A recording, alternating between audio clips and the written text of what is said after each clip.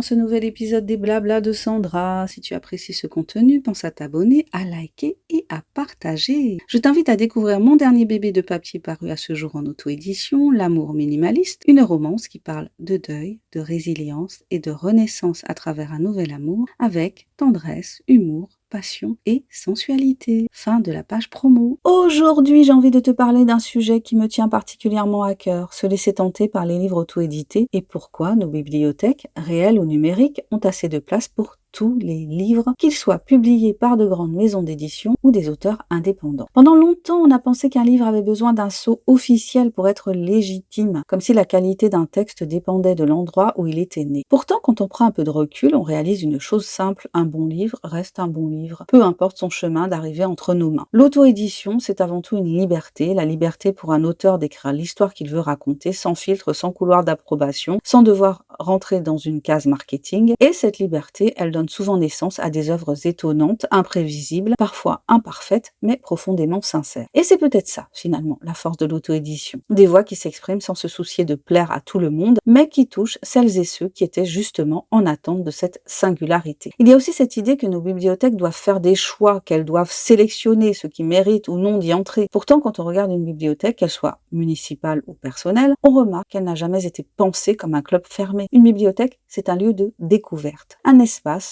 où les grands classiques cohabitent très bien avec des romans plus confidentiels, où un best-seller peut voisiner avec un premier roman auto-édité sans que personne ne perde sa place. Ce qui compte vraiment, c'est la rencontre entre un lecteur et un livre, et cette rencontre-là, elle n'a pas besoin d'un pédigré. Beaucoup de lecteurs hésitent encore à ouvrir un livre auto-édité, parfois par méconnaissance, parfois par peur d'être déçus,